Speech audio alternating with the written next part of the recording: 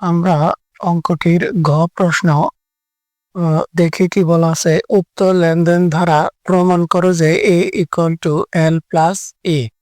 অর্থাৎ এ equal to L plus E মানে হচ্ছে সমীকরণ করার জন্য বলা হয়েছে।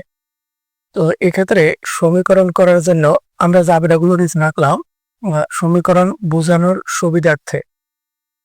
আর এই জাবেদাগুলো ভালোভাবে বোঝার জন্য আমার পূর্বের যে ভিডিওগুলো আছে জাবেদা সংক্রান্ত, ওই জাবেদাগুলো ওখানে ভালোভাবে ব্যাখ্যা করা আছে। তো আমরা আর দেরি না শুরু করি। প্রথমে দেখো, এই সমীকরণের টাকার ঘর কয়টি হবে সেটি আসলে ওই অঙ্কের উপর নির্ভর করে। অর্থাৎ ওই অঙ্কের সম্পদ থাকলে ঘর হবে এই সমান চিহ্নের বাম দিকে সম্পদের নিচে। যদি দায় থাকে সমান চিহ্নের পরেই দায়ের জায়গা এবং শেষে হচ্ছে মালিকানা সত্ত্ব। এখানে আয় ও ব্যয়ের কোনো ঘর হবে না। আয় ও ব্যয়ের কাজটা, অর্থাৎ আয় ও ব্যয়টি মালিকানা সত্ত্ব মূলধনের ঘরে হবে। আমরা আয় এবং ব্যয়ের জন্য কোনো ঘর রাখবো না। তাহলে আমরা শুরু করি। প্রথমে 1 তারিখ খেয়াল করো, 3,40,000 টাকা নিয়ে ব্যবসা শুরু করেন। তাহলে এই যে জাবেদা হচ্ছে কি, নগদান হিসাব ডেবিট, মূলধন হিসাব ক্রেডিট। তাহলে আমাদেরকে জাবেদা বলেই দিল যে নগদের ঘরে, এবং এখানে নগদের একটা যেহেতু নগদ সম্পদ, নগদের একটা ঘর হবে, আমরা নিলাম নগদ। এবং মূলধন যেহেতু মালিকানা সত্ত্ব, মূলধনের একটি ঘর হবে মালিকানা সত্ত্বের নিচে। এরপরে আসো 8 তারিখে আমাদের জাবেদা হচ্ছে ক্রয় হিসাব, ক্রয় কি ব্যয়। অতএব ক্রয়ের কোনো এরকম নির্দিষ্ট ঘর হবে না, যেহেতু ক্রয় ব্যয়।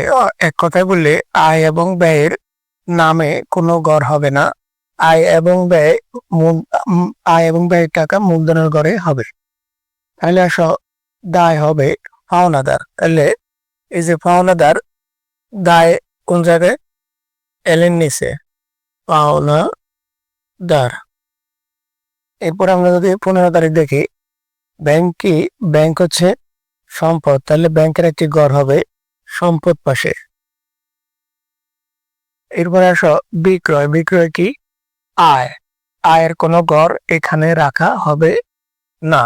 বাংলা হচ্ছে কি ব্যয়, আয় এবং ব্যয়ের ঘর হবে না। যেহেতু আমার এখানে শুধু সম্পদ, এখানে দায়, এখানে মালিকানা সত্ত্ব, অর্থাৎ সমীকরণে আয় এবং ব্যয়ের কোনো চিহ্ন সরাসরি নাই। এই জন্য আমরা আয় এবং ব্যয়ের ঘর রাখি না, কিন্তু আয় এবং ব্যয়ের টাকাটা মালিকানা সত্ত্ব মূলধনের ঘরে লিখছি। এরপরে আসে নগদান সম্পদ। নগদের ঘরটা আগেই নেওয়া আছে, নতুন করে নিতে হবে না। প্রত্যেকটা আইটেমের জন্য একটা ঘরে হয়। এবার 1 তারিখ আসো যে 3,40,000 টাকা নিয়ে ব্যবসা শুরু করেন। নগদান ডেবিট, মূলধন ক্রেডিট। অর্থাৎ এই 3,40,000 টাকা একবার নগদের ঘরে, আরেকবার মূলধনের ঘরে হবে। তাহলে নগদের ঘরে এই যে 3,40,000 টাকা, একবার নগদের ঘরে, আরেকবার মূলধনের ঘরে 3,40,000 টাকা। এবং এই যে মূলধনের ঘরে আমরা টাকাটা লিখছি, এটা কিসের টাকা? এটা মূলধনের টাকা, মূলধন আনয়ন। এরপর আসো 8 তারিখ। 8 তারিখ বলা আছে, জনক রতনের নিকট হতে 1,25,000 টাকার পণ্য ক্রয় করা হয়। যেহেতু এটি বাকিতে পণ্য ক্রয় করা হয়, নগদও বলে নাই, চেকও বলে নাই, অর্থাৎ এখানে একজন ব্যক্তির নাম আছে। আমরা জানি নগদ এবং চেক না বললে, যদি ব্যক্তির নাম থাকে তাহলে সেটি বাকিতে ক্রয় করা হয়েছে ধরে নেওয়া হয়। তাহলে ক্রয় হিসাব ডেবিট, পাওনাদার হিসাব ক্রেডিট। তো এই ক্ষেত্রে আমাদের ক্রয়ের যেহেতু কোনো ঘর রাখা হয় না, যেহেতু এটি ব্যয়, এই ব্যয়টি মূলধনের ঘরে হবে। তাহলে একবার মূলধনের ঘরে আর আরেকবার দায় পাওনাদারের ঘরে। অর্থাৎ এই 1,25,000 টাকা, 1,25,000 টাকা একবার পাওনাদারের ঘরে আরেকবার ক্রয় টাকা মূলধনের ঘরে 1,25,000 টাকা একবার পাওনাদারের ঘরে আরেকবার মূলধনের ঘরে। তাহলে এই যে আমরা ক্রয়ের টাকাটা মূলধনের ঘরে লিখলাম, এই যে ক্রয়ের টাকাটা যে আমরা মূলধনের ঘরে লিখলাম, ক্রয় কি? ক্রয় হচ্ছে ব্যয়। এই যে ব্যয় হলে মূলধন, এই যে ব্যয় হলে মূলধন কি হয়? হ্রাস পায়। আর এই যে টাকাটা খেয়াল করো, এই 1,25,000 টাকা যে পাওনাদারের ঘরে লিখছি, এই পাওনাদার সমান চিহ্নের ডান দিকে আছে।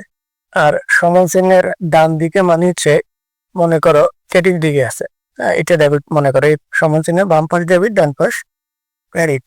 তো দায়ের এই যে পাওনাদার সমীকরণে তার ঘরটা আছে ক্রেডিট দিকে। এখানেও যাবে দায় আমরা দেখি পাওনাদার ক্রেডিট, তাহলে কি মিলে গেল। আর মিললেই যোগ হয়, যোগ মানে যেভাবে আছে এইভাবে যোগ। আমরা যদি যোগ বিয়োগ করি, খেয়াল করো এখানে 3,40,000 কোনো টাকা নেই, এটাই হবে 3,40,000 টাকা। এখানে একটা টাকাই এবং একটাই লিখতে হবে 1,25,000 টাকা। আর এখানে 3,40,000 থেকে যদি 1,25,000 চলে যায়, তাহলে 2,15,000 টাকা রইল। এবার আসো 8 তারিখের পরে 15 তারিখ, স্যাকে পণ্য বিক্রয়, ব্যাংক হিসাব ডেবিট, বিক্রয় হিসাব ক্রেডিট। একবার ব্যাংকের ঘরে এই 1,80,000 টাকা একবার ব্যাংকের ঘরে, আরেকবার বিক্রয়ের ঘরে। এখন ঘটনা হচ্ছে বিক্রয়ের ঘর তো নাই, আমরা কিভাবে বিক্রয়ের ঘরে লিখবো? তো বিক্রয়ের ঘরে যেহেতু নাই, বিক্রয় যেহেতু ঘর নাই, আমরা বুঝি যে বিক্রয় যেহেতু আয় আর ব্যয়ের ঘর থাকে না, আয় আর ব্যয়ের টাকা মূলধনের ঘরে লিখতে হয়। তাহলে একবার ব্যাংকের ঘরে, আরেকবার বিক্রয়, আয় মানে হচ্ছে মূলধনের ঘরে। কত টাকা? 1,80,000 টাকা। 1,80,000 টাকা একবার ব্যাংকের ঘরে, আরেকবার বিক্রয়ের টাকাটা মূলধনের ঘরে হবে 1,80,000 টাকা। এবং এই বিক্রয়ের টাকাটা যে আমরা মূলধনের ঘরে লিখছি, এটি কি? আয়। আয় কি হয়? যোগ হয়। আর তাহলে এটি আমরা দেখছি যে আয় যোগ হয়। এখন ব্যাংকেরটা দেখো, ব্যাংকের যে সমীকরণে যে ব্যাংকের ঘরটি আছে সেটি কোথায়? ডেবিট দিকে। সমান চিহ্ন বাম দিকে মানে ডেবিট দিকে। দেখি আমরা ব্যাংক জাবেদায় কোথায় আছে? ব্যাংক জাবেদায়ও আছে ডেবিট দিকে, মিলে গেল। আর মিললেই কি? যোগ। যোগ মানে যেভাবে আছে এইভাবেই যোগ। আর এখানে একটা বৈশিষ্ট্য খেয়াল করো, যখন ওই একই তারিখের টাকা উভয় পাশে হয়, অর্থাৎ বাম পাশেও হয় ডান পাশেও হয়, তখন যোগ হইলে দুইটি যোগ হয়, বিয়োগ হইলে দুইটি বিয়োগ হইতো। একটা বৈশিষ্ট্য।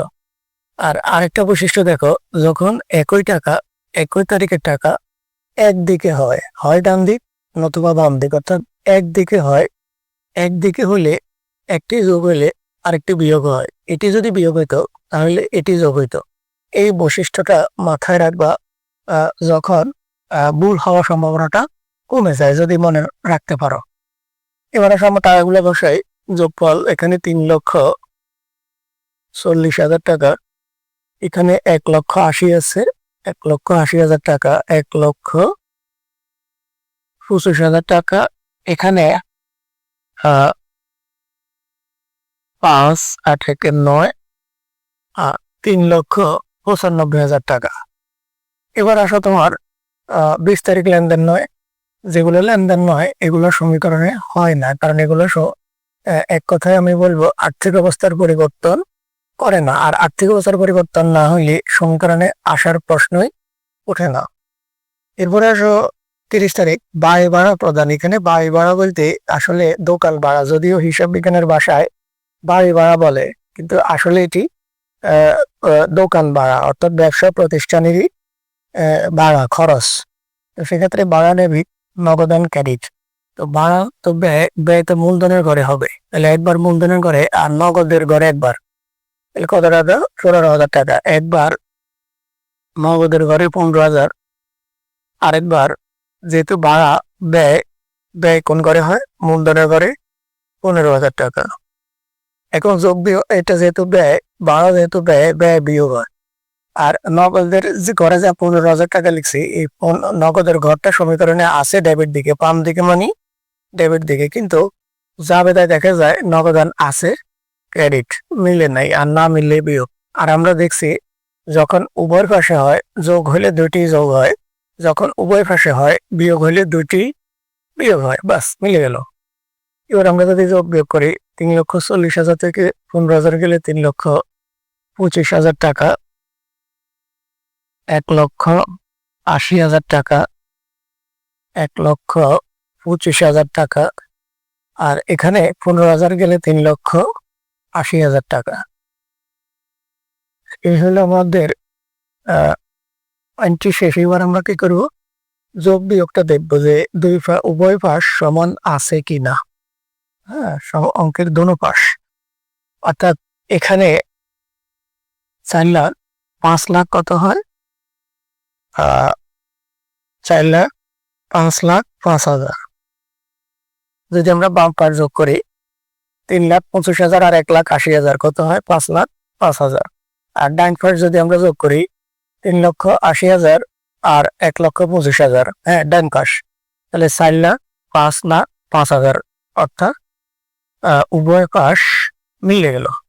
আর এক্ষেত্রে উভয় পাশ মিললেও যে অঙ্ক হয়েছে তা না, এখানে খেয়াল রাখবো প্রত্যেক তারিখেই কিন্তু সমান ছিল। যখন আমি 3,40,000 লিখছি, বাম পাশে ডান পাশে 3,40,000 লিখছিলাম।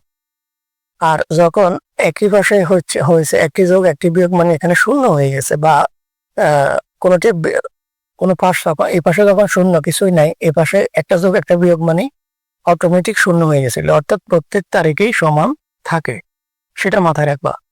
তাহলে এই হলো আমার সমীকরণ ঘয়ের উত্তর।